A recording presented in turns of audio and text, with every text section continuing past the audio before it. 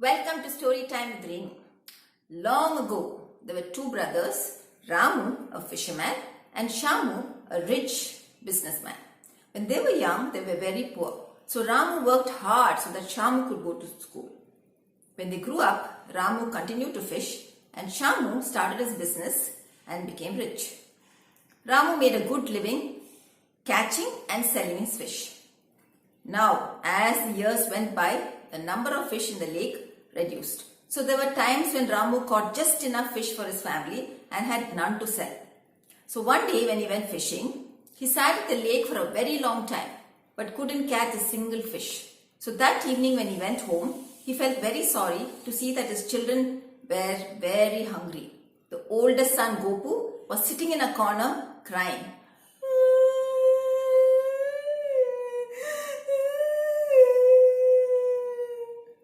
His second son was jumping up and down. I'm hungry, I'm hungry, I'm hungry.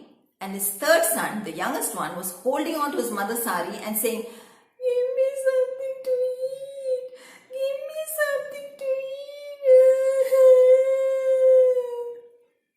eat. Ramu looked at his wife and thought, poor Kamla, how sad she must be to see her children so hungry. So he went to see his brother Shamu. Shamu, can you please lend me some money?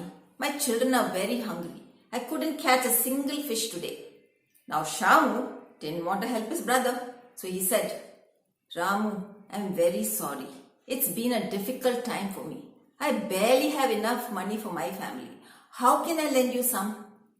Now Ramu knew that Shamu was lying, but he went away quietly.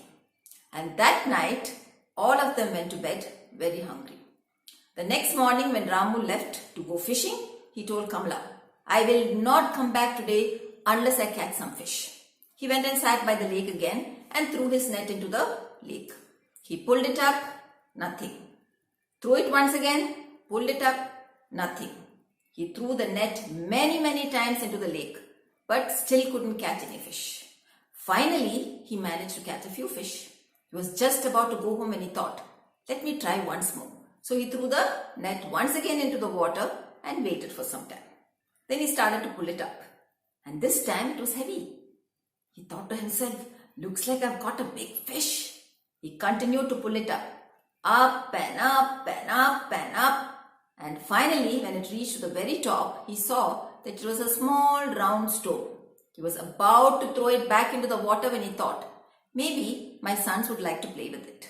So that evening when he gave the stone to his sons, they started to play with it. They kicked it this side, they kicked it that side, and the more they played with it, it started to shine. That night when Kamala woke up, she saw a bright glow in the room. She looked at the stone and thought, it's shining exactly like a diamond.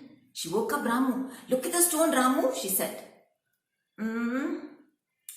Oh, it looks like a special stone, Kamala. Maybe the king would like to buy it. So the next morning, Kamla wrapped the stone in a piece of cloth and went all the way to the palace. The king looked at her and said, yes, what do you want? Kamla opened the piece of cloth and said, look at this, Maharaj. Would you like to buy it from me? The king saw the stone and thought, it's a diamond. Yes, I will buy it. I'll give you 1 bag of gold coins. Now Kamla was very surprised. She couldn't speak. She cleared her throat. So the king thought, maybe she wants more. I'll give you 2 bags of gold then, he said. Kamala still couldn't speak. Oh no, she wants more gold. I'll give you 3 bags then and no more, said the king. Finally, Kamala found a voice. Yes, your majesty. So the king got the stone and Kamala went away with 3 bags of gold. When she reached home, she said, Ramu, see what we got with the stone. Ramu was very happy. He opened the bags and put them on the floor. There was a big pile of gold in the room. How do you weigh them? Said Ramu. Gopu, come here. Go to your uncle and ask him whether he can lend us a weighing scale. Gopu went to see Sham and said, Uncle Shamu, can you lend us your weighing scale? My weighing scale? What do you need it for? My father got some gold coins and he wants to weigh them. Your father? Gold coins? I must see this for myself. So he went back with Goku. When he saw the gold, his eyes went round. Ramu, he said in a very sweet voice, where did you get so much gold? Ramu looked at his brother and was about to tell the truth. Then he thought, let me play a trick on him. Well, Shamu, I heard that there were lots of rats in the palace. The king was fed up. Every time he and his family sat at the table to eat, the rats would jump onto the table and the poor family had to go hungry. So I decided to help and presented my 3 cats to him. My cats soon chased away all the rats. The king was so happy, he gave me 3 bags of gold for my 3 cats. Shamu said, oh. And as he walked back home, he thought, maybe if I were to give more cats to the king, he'll give me some gold too. But where do I find cats? Aha! There must be plenty of cats on the street. So that night he took a sack and went looking for cats. Soon he saw a cat sitting on a wall. He crept up from behind and caught it by its neck. Meow! Went the cat. He thrust it into the sack. Can you imagine that poor cat, 1 minute sitting on the wall, enjoying its freedom, and the next into a dark sack? The Shamu continued to look for cats, and by the end of the night, he found quite a few. He put them all in the sack. He got scratched, he got bitten, but all he could think of was the gold. The next morning, he went to see the king. Maharaj, see what I've got for you, he said. The king said, what is that? Shamu opened up the bag and out jumped the cats. Meow! Meow! Meow!